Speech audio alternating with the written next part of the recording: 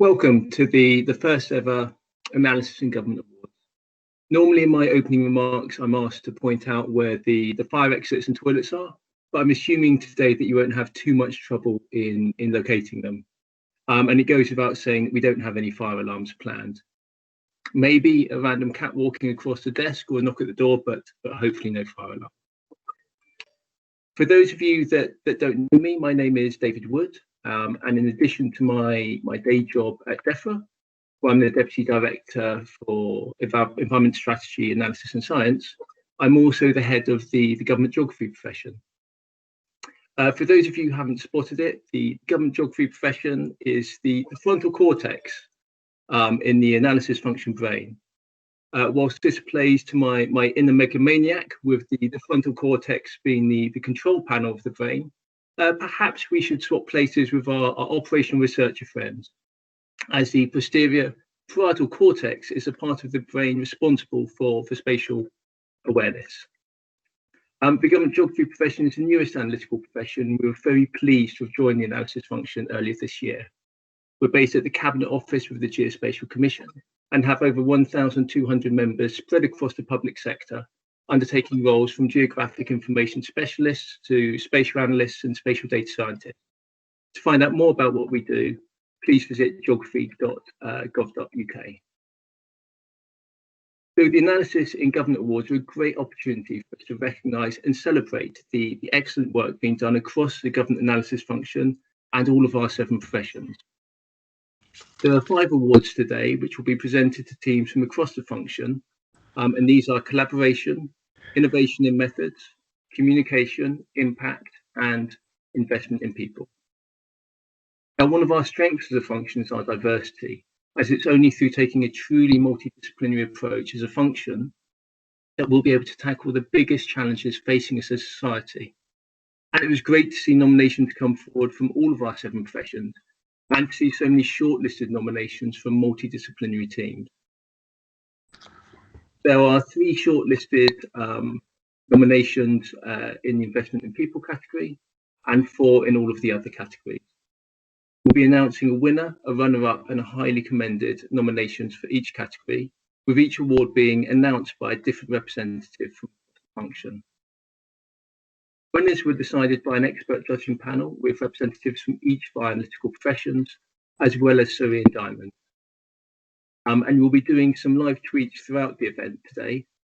So please follow us and use it. It's #Analysis in Government Awards.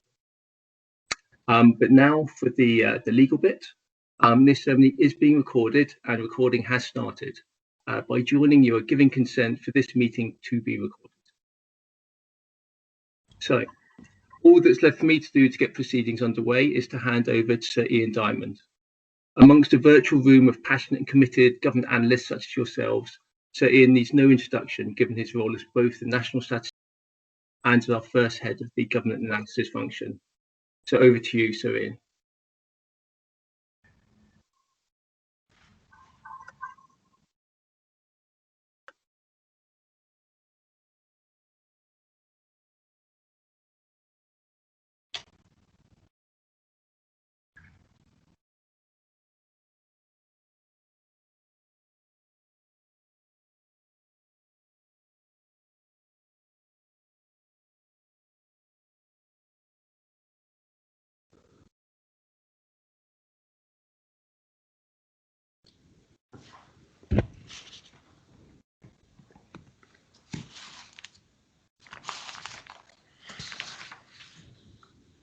We bring an enormous role to government in ensuring that evidence is informing the policy that government is taking.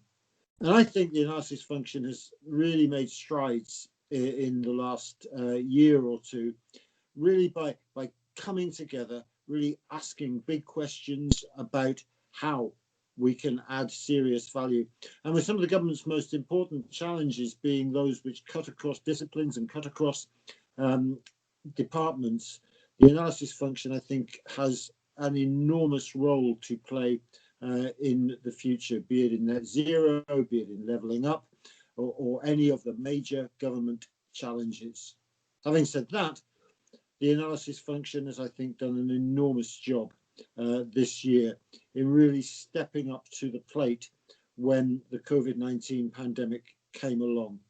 Doing things, I think, we'd all agree that we've done things at a pace that some people would not have recognised, and doing so to provide solid, excellent, outstanding analysis that really will have an impact on the way the government not only manages the current pandemic, but enables any future national emergency to be handled properly.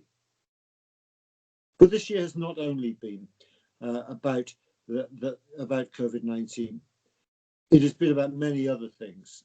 And one of the things that absolutely delighted me when I was reading the 118 nominations was the extent to which the nominations went right across a kind of business as usual, as well as the pandemic. And I think it's incredibly important, because I think one of the most brilliant things that the analysis function has done over this year is to enable our country to go forward while managing such an awful pandemic. In saying this, I would just like to say that much of the greatest work I think I've seen has been done in partnership, with colleagues from the policy function, has been done in partnership across departments, and indeed right into the heart of government. It's great to see Laura Gilbert here today, who brings data science absolutely into number 10, and that has to be the first time I suspect that has happened. So look, it's an enormous thrill to be able to say a few words at the beginning of this awards ceremony, an important awards ceremony which recognises the great work that colleagues right across the analysis function have done, both in the pandemic but in a much wider space than that. And I think that is something I'd just like to reiterate as being important. And before I stop, I'd just like to say thanks. Thanks to all those people who put time into organising this awards ceremony and doing the judging that we're about to hear the results from. But most importantly and most critically, it's thanks to everybody on this call. Everybody on this call as representatives of the entire analysis function. My enormous personal thanks to you for what you are doing in enabling our government and our population to have the evidence that is needed to make sound and effective policy making. Thank you very much. And now back to you, David, to get on with the business of the day, the awards ceremony. Thank you. Thank you, Sir Ian, for that inspiring opening. I'm now going to hand over to Jan Clays from the Government Actuaries Department. Jan was part of our judging panel and is going to present our first award, the Collaboration Award. Over to you. Thanks, David. As David just said, I am at the Government Actuaries Department and I'm the head of the Public Service Pensions team there. I'm really pleased to be presenting this Collaboration Award today. So the criteria that we were judging on was collaboration, and that is collaboration which enhanced the insight and understanding of the findings, including where teams have made breakthroughs together, collaboration which improved data and qualitative methods, ways of working which enabled effective collaboration, including the use of innovative tools, and collaboration with stakeholders such as other analytical professions, other teams in your department, other government departments, and organisations outside of government. So the 4 shortlisted teams that we have are firstly the International Comparators Joint Unit Data Team. This is a joint unit between Cabinet Office and the FCDO for their COVID-19 international trends reports. These are a series of fortnightly reports from the ICJU providing a data-driven view of trends across select COVID-19 policy areas. The team collaborated across government and with academia to deliver the reports covering the UK and 20 other countries of high interest. The judges felt that excellent use of external review was made with a wide range of experts involved to provide challenge and feedback. Multiple methods were used, which showed an appreciation of the breadth of research. So the second one on the shortlist is the COVID-19 Infection Survey team in the ONS for their work on the COVID-19 Infection Survey. This survey tracks the current extent of infection and transmission of COVID-19 and is a collaborative undertaking across government, academia and the private sector. Feedback from one stakeholder was that this has been the jewel in the crown of the UK response to COVID-19. The judges were impressed with the range of partners that ONS had collaborated with to deliver at rapid pace, with the first results provided within a week. Next, we have the Welsh Index of Multiple Deprivation team from the Welsh Government for their preparation of the 2019 Welsh Index of Multiple Deprivation. This index is one of the most popular and complex analysis products produced by the Welsh Government. The 2019 version was the result of 4 years of collaboration across a broad range of organisations, which has enabled a broader range of data to be published and provide new insights. The judges felt that significant collaboration, both internally and externally, was demonstrated throughout the process. This led to improved methodology and better data quality. And finally, on the shortlist, we have the Population Health Analysis and Public Health Data Science teams at Public Health England for their work on excess mortality in England. This provides a weekly measure of excess mortality by date of death in different subgroups of the population, allowing decision makers to make accurate and informed decisions during the pandemic. The team collaborated with universities on the methodology and with a number of government departments on the visualisations and communications. The judges were impressed with the collaboration efforts shown, as well as the innovative use of reproducible pipelines to deliver vital analysis to help understand the effect of ethnicity and deprivation on excess deaths. Just like to congratulate everyone who entered this category. The panel noted the 4 shortlisted entries were all of a really high standard and all showed extensive collaboration, often at a very rapid pace. So our highly commended nominations are the Welsh Index of Multiple Deprivation team and the ICJU data team. So congratulations to you both. And then moving on, we're not able to pick between the other two, so we're going to have joint winners in this category, which are the COVID-19 Infection Survey team and the teams at PHE for their excess mortality analysis. So congratulations to both of you. I'd just like to invite each of the winners to say a couple of words. So I think we've got Ruth from ONS who's going to say something. Hi, thanks very much. It's really exciting to be a joint winner in this amongst a group of really great nominations. So thanks very much. I should say that this is an absolute reflection of the hard work conducted day in, day out by both the survey analysis team within ONS and our partners in our ONS, but also absolutely our partners in Oxford University and Manchester University, Public Health England, and an awful lot more. So a real huge thanks to everybody for their hard work day in, day out. It carries on going, and we're delighted to be in this position. Thanks very much. Thanks, Ruth. And then I think we've got Shamani from PHE. Hi, thank you so much. Thanks for the award. We're also genuinely flattered to receive this.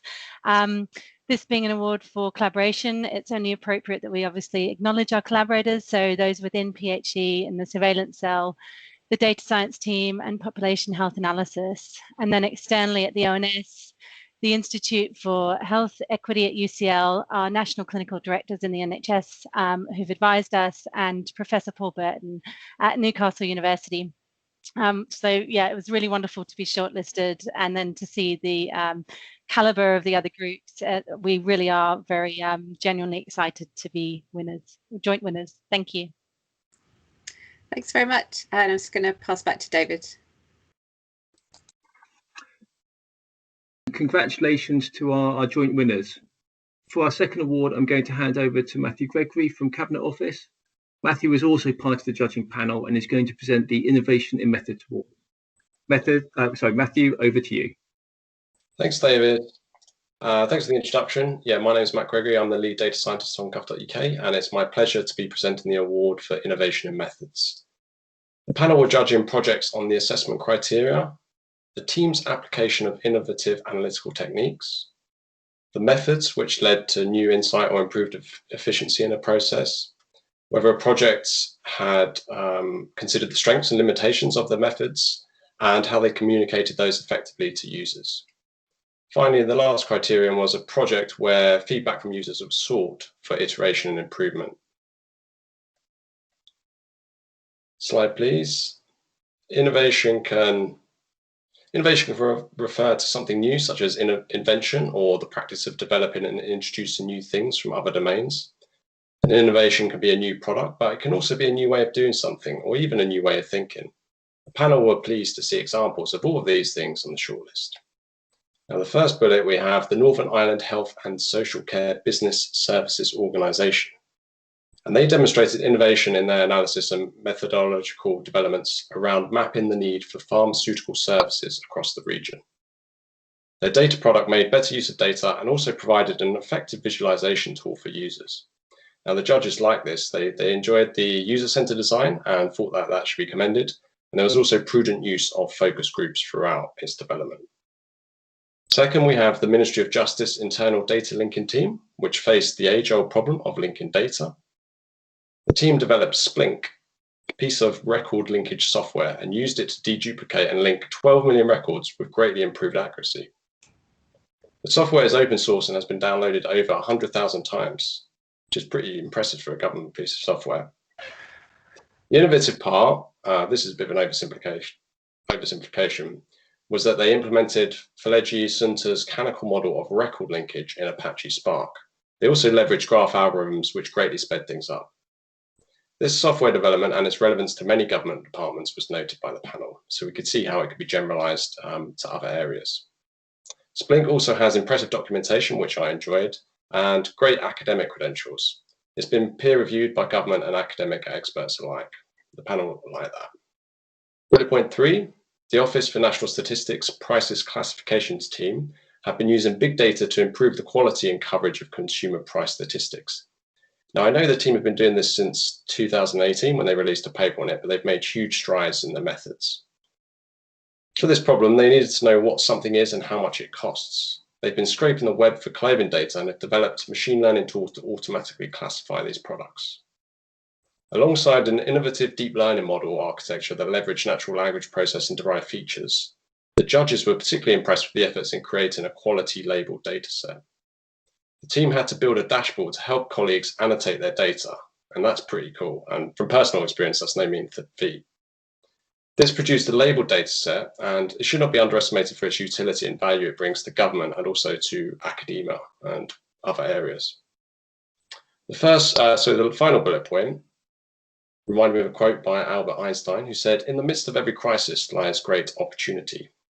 DWP were hit with a crisis during COVID with a massive surge in universal credit applications.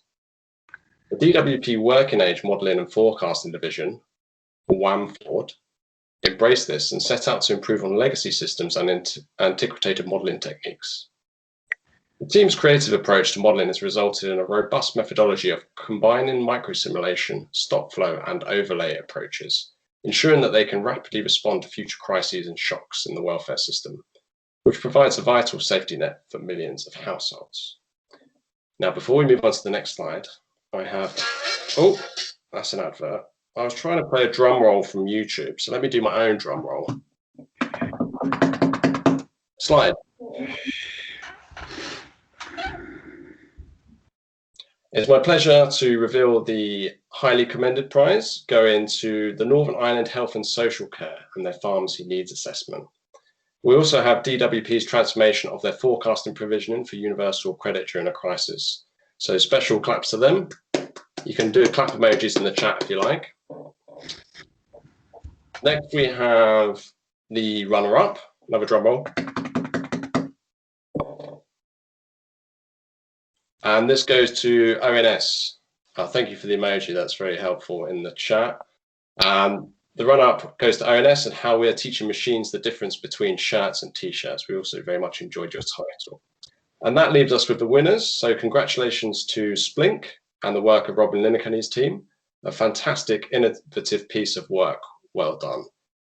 Let's hear what the winners have to say. So I'll hand over to Robin. Robin, how are you feeling?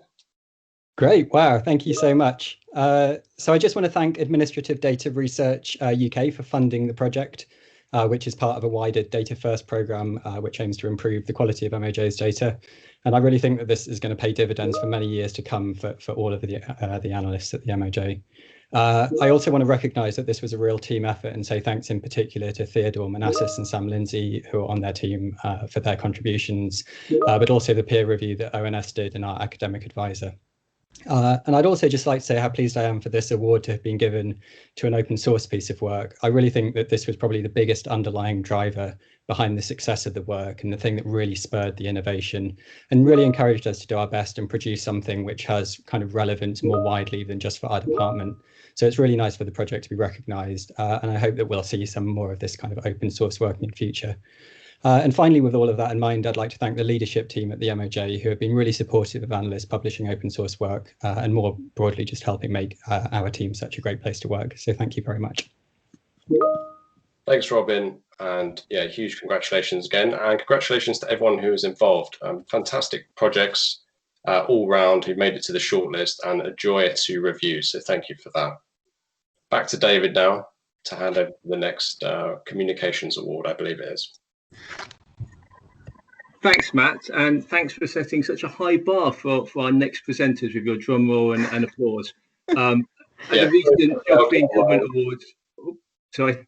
I should subscribe to YouTube Premium, then I wouldn't have those pesky ads interfering my drum roll. I'll do that next time. Thanks, everyone. Excellent. At our recent Geography and Government Awards, one of the external presenters got an actual gong out for one of the awards. I don't know if any of our next presenters have anything to rival that or not. And of course, congratulations to our winners from MOJ. We're now going to hear from Jane Whittaker from HMRC. Jane is a member of the Departmental Directors of Analysis Network who supported the development of these awards. And Jane is going to present the Communication Award. Over to you, Jane.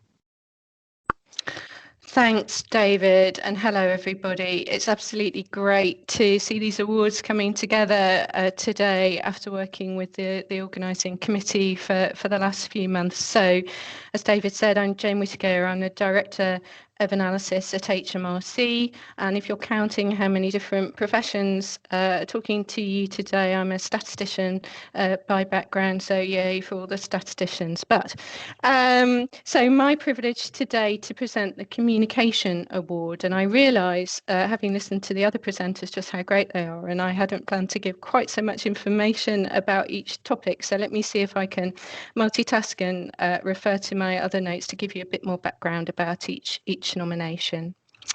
So this award recognises clear and successful presentation and dissemination of analysis using commentary, visualisations, interactives and social media. The shortlist is, if I can have the next slide please, the analytical products team in the product management, design and delivery part of NHS England and NHS Improvement for their work on the COVID-19 situation operational dashboard. I can tell you a little bit more about this if I can just multitask slightly.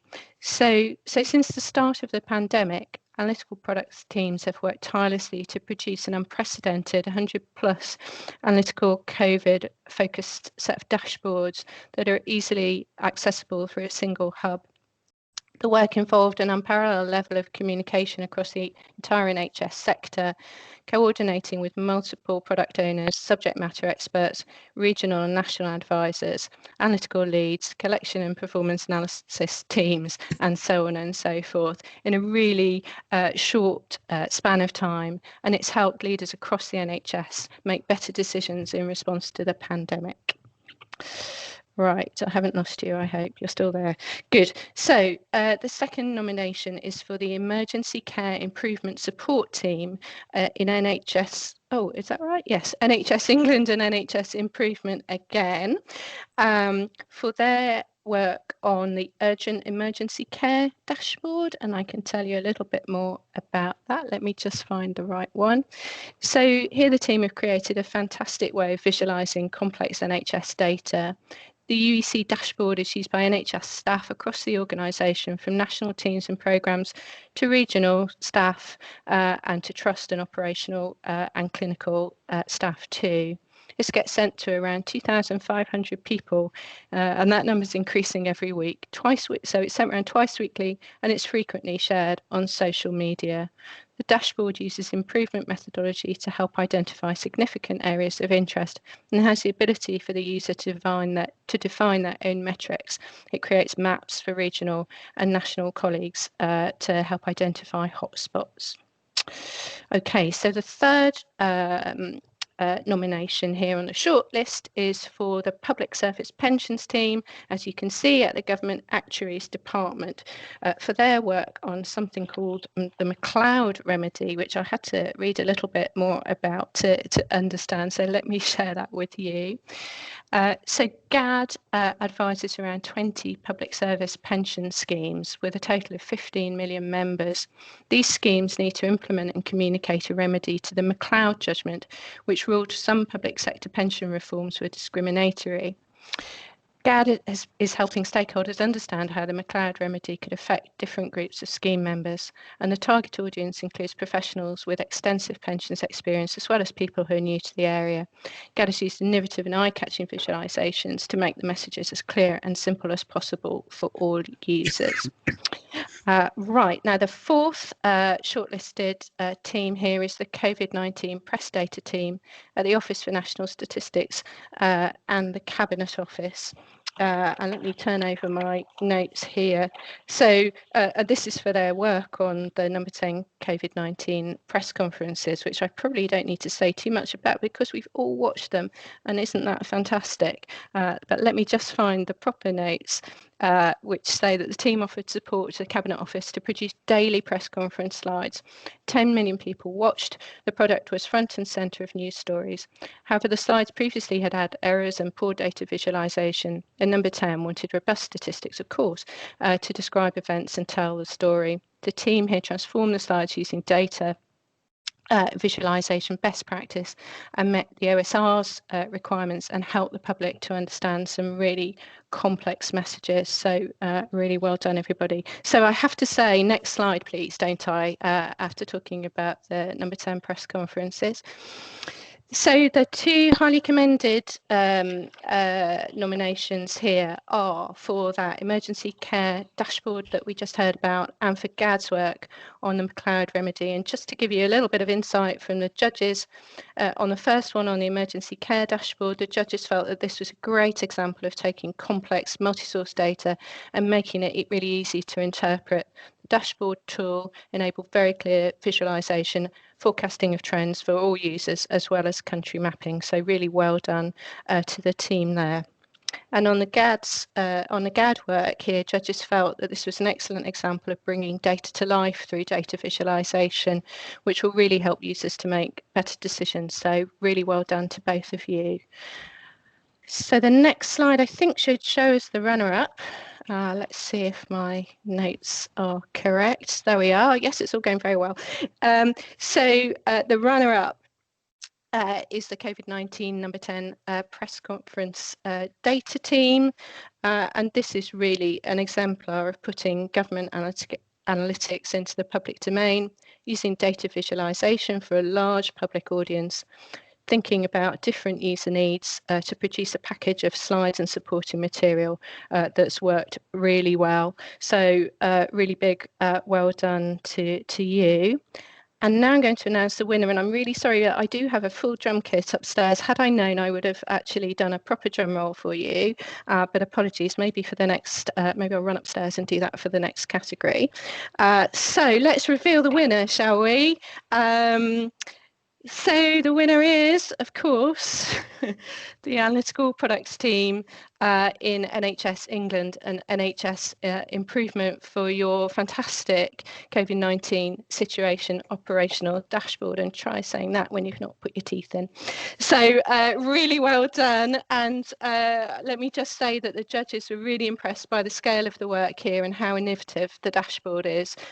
Dashboard was designed for a wide range of users, was interactive and had really great user-friendly visualization.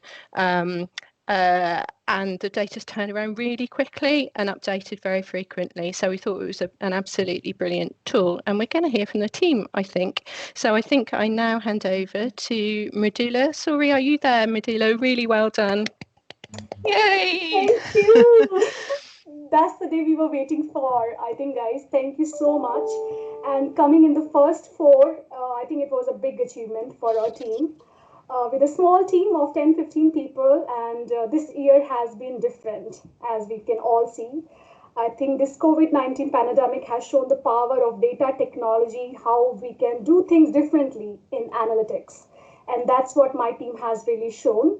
So over 100 different analytics were rolled out within a span of only few weeks and months. Starting from March, we are still doing it, it's still going on. And if you see on my background, I've got my entire team here with me because they are not here, but I've got Farad and Sonu with me, who are my leads in the team. They are also listening, they are in the call. It's really a big achievement from NHS E&I to be here on the platform, to be able to receive an award for the great work that has really, caused a difference and made a difference to the real world, to the operational sector in NHS. We were getting the data on a daily basis. We were changing metrics on a daily basis and producing the insights on the daily basis going out. So it was reducing the burden of information, reducing the burden of looking at so many products, but then consolidating the information, which goes really easy to the user in the end. So thank you. I'm really, really proud. I'm really so glad. Thank you so much for the organizers and Jane for saying nice words earlier on for the team as well. Thank you. Thank you, Mridula. I think we're back to David. Brilliant. Thanks, Jane. We'll definitely be booking you and your drum kit for next year's awards. And congratulations to the team from NHS England and NHS Improvement.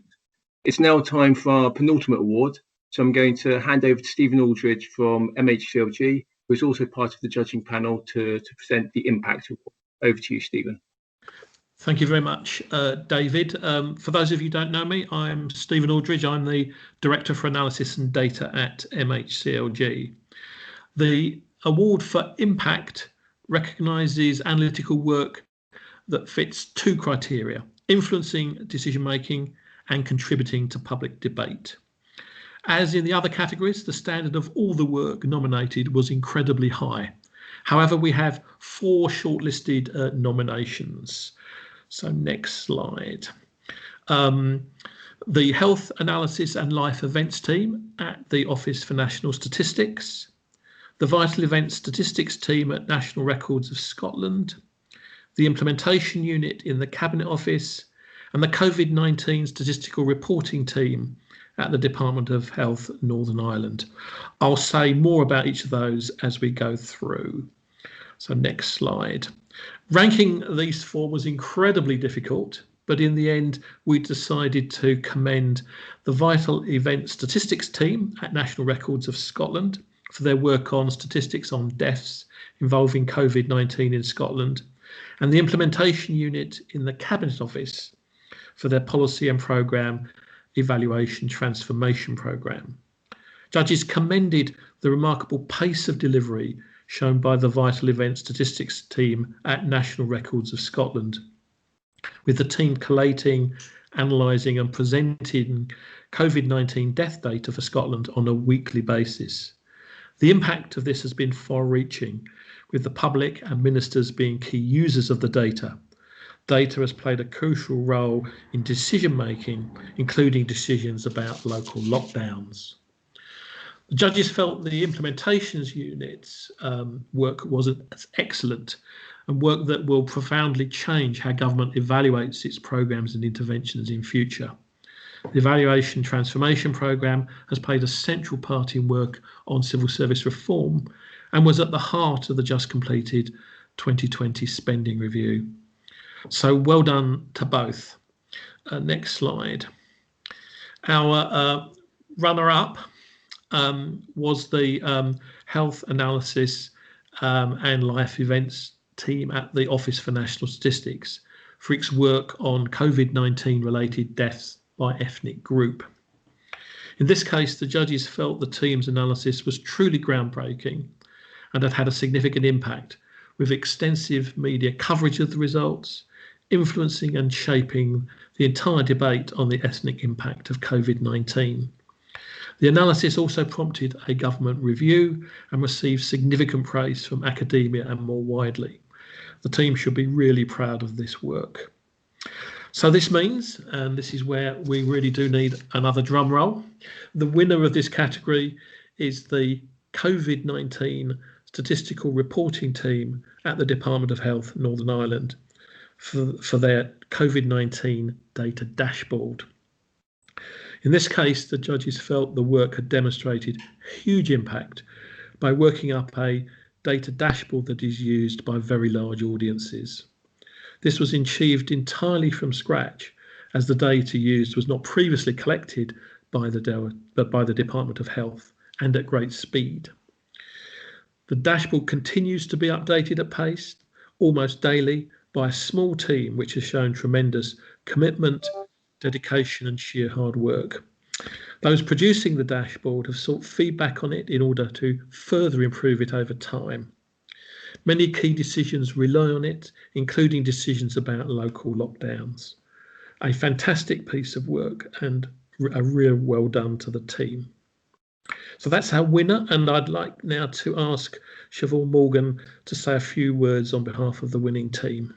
Welcome, Siobhan.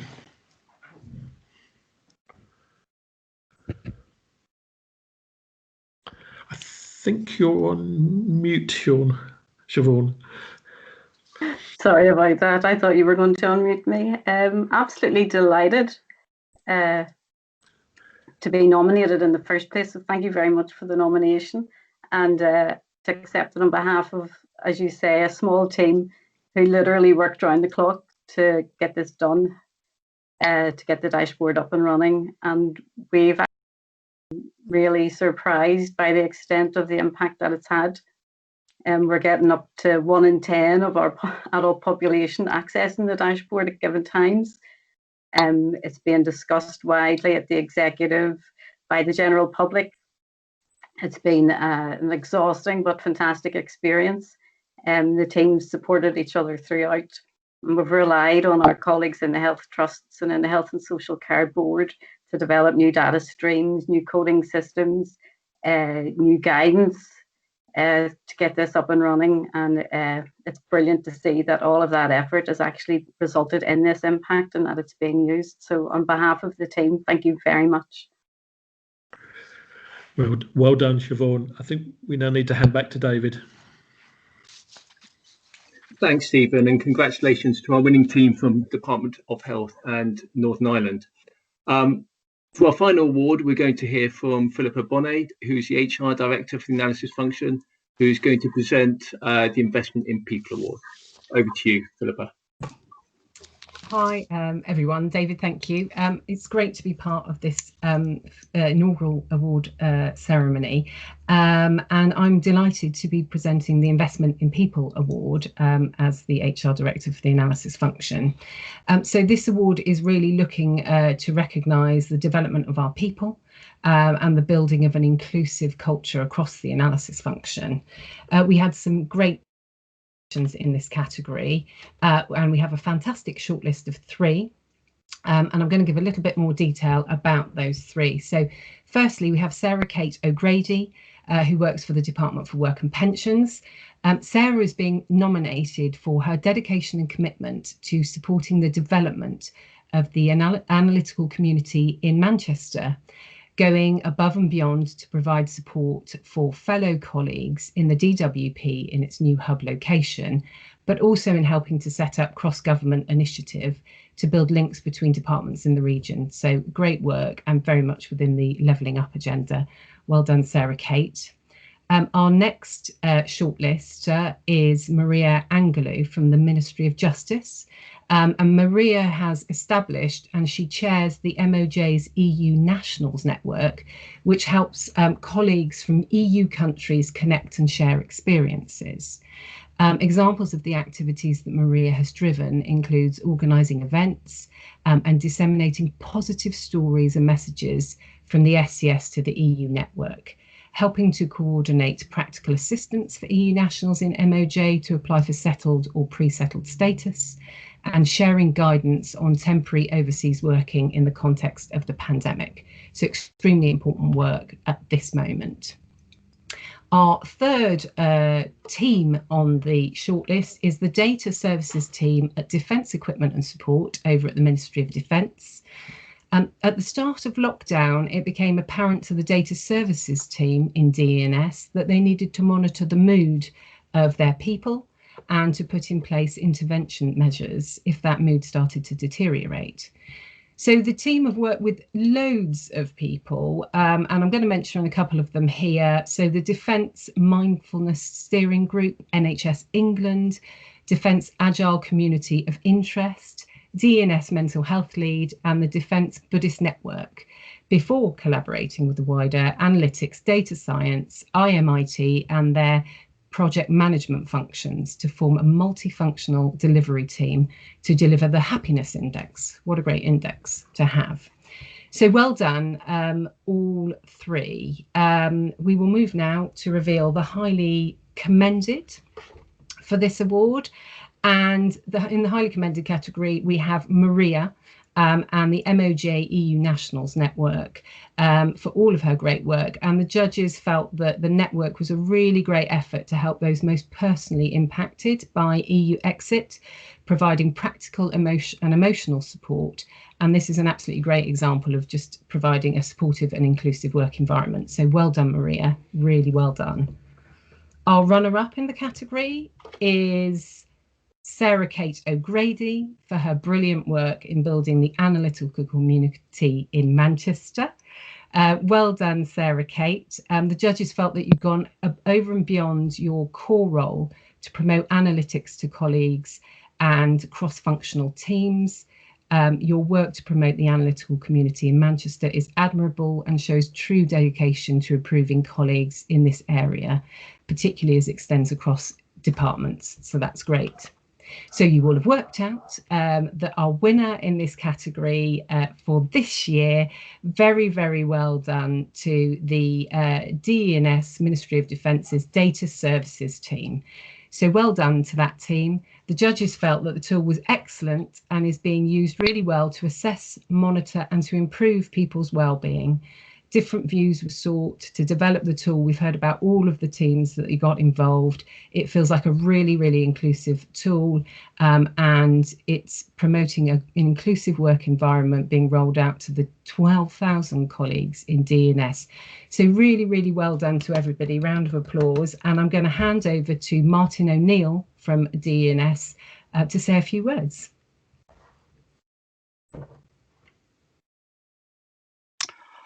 Thank you so much. This award is a truly unexpected honour, and I would just like to take the opportunity to thank some organisations and individuals who have helped us deliver this. Defence Mindfulness Steering Group and the Defence Buddhist Network for the clarity they've brought to us and the options we were able to offer people. NHS England for the concept of not letting people glibly say, yeah, I'm okay, and to make people think about how they actually are.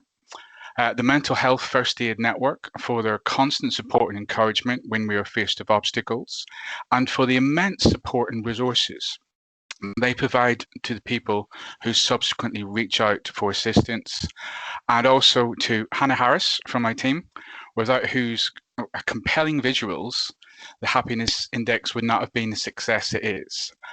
I would just like to very briefly talk about how the happiness index came into being. So at the start of the year, I had a conversation with a friend who had a shared interest in mental health and well-being. And they shared some very, very disturbing figures about the numbers of people who were off ill, self-harming, or even taking their own lives because of the stress of lockdown and not feeling they had anywhere to turn to or anyone they could turn to. People we work with were literally killing themselves. And so the happiness index was born as a way to raise awareness of mental health and to help facilitate conversations. But I'd just like to point out that to help people, you don't need to be a counsellor or mental health first aider. Sometimes all you need to do is listen and to be there for people, and basically just to be a good friend. And also, if you feel you do need additional help, then please reach out to your employee assistance program or your mental health first aiders. No one should have to deal with this alone. And thank you very much for this award. It does mean a lot. Martin, thank you. And thank you for sharing that, really heartfelt. I think everybody in this category has done really inclusive work, working with many, many colleagues. It's a really great example of what we want to encourage in the analysis function. So well done, everybody. Thank you, Philippa, and congratulations to the winning team from MOD, and indeed all of the winners, runners-up and highly commended nominations today. My final introduction of the afternoon is for Adrian Richards from MOJ. Adrian is also a member of the Departmental Directors of Analysis Network, and I'm going to hand over to him for his closing thoughts. Thank you, David. And for anyone playing Profession Bingo, I'm an economist, so that is where I've come from. First of all, I want to say what a fantastic event this has been. We really wanted to celebrate the great analytical work across the function, and I think we've been able to do that today. It recognises the incredible work you all do on a regular basis and sometimes gets taken for granted. So I really wanted to sort of bring it alive more. And I hope what you might get out of this is an inspiration for the future work. You know, if you see things that you see on here that you really want to emulate or find out more about, I'm sure people will be really happy to share their learnings with you. So a big, I'm going to do a different one, a high five for all the winners, runners-up and entries. Really proud of all the great work you do across government. And what I think it has demonstrated is what an incredible breadth and scale we're doing together. You know, this is incredible stuff. This year of all years have been one of huge challenges, and it's incredible how people have responded. And you could see that in a load of the different nominations about how people have changed their work, done things at pace, and really delivered in terms of the major challenge we faced. And this has been really impressive across so many dimensions of the pandemic, where clearly the health is the initial one, but it links across so many different things, including transport, education, almost every dimension you can possibly imagine. So it's been incredible to see how the analytical function has met those challenges. And of course, looking forwards a bit more, there's opportunities to improve this even more. You know, Processing Power continues to keep evolving at an incredible pace. We have increased connectivity, including today, you know, which is quite an amazing moment. So there's opportunities there to join things up more. And there's wider changes in society that are happening all the time that we need to keep up with and respond to. At the same time, citizens rightly expect us to improve services. So, you know, a lot of the times government services are under strain and under pressure. We have to find ways of better delivering those and to better meet their needs, and use those opportunities to really test and target approaches so we can find out new ways of doing things better. I think we've also got to look, and this is a challenge for all of us, about how we can join up services into the future more.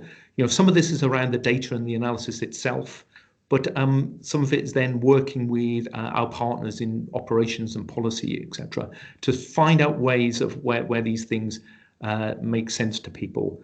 If you look at this from a citizen's point of view, often our services can be fairly impenetrable, and they can come at times where people are really stressed in terms of what they're trying to do. That's not always the case. You know, some things are much more sort of more basic functions, but quite a lot of the time we're picking up the problems in society. So we have to look about how we can do that better.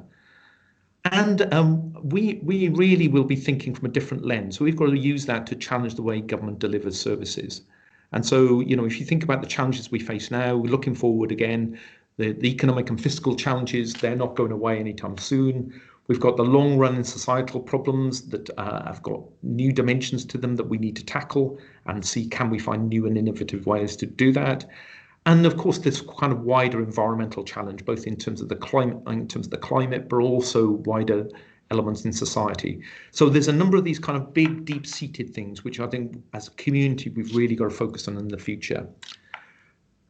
And as an analytical function, we can build on the work across government. So really want to come together and challenge and disrupt the current ways of doing things and see where we can do this a lot better. And I think we are a real good opportunity for doing it. You know, we are quite a kind of research and development function in many ways. And so we've got to continue to push both strategy, policy, operations, and anyone else that we can find in terms of what the evidence shows and what we can do better into the future. So over time, we want to show impact and understand the underlying drivers and innovate to meet those, and that be the core of what we want to do. So as an analytical function, we can maximize our impact and build an alliance to make the changes we can really facilitate. So I want to say a big round of applause for everyone who's worked on the awards. This has been a lot of work putting together behind the scenes, and I think it's really come together. So fantastic work, everyone who's been involved in this. And also a big thank you to David for being such a great host and all the presenters. I've seen no signs of cats yet or any other kind of interruptions that are regular features on most teams' events. So we really hope you've enjoyed it, and we hope it makes you think more about what you can do into the future. Okay, thank you all.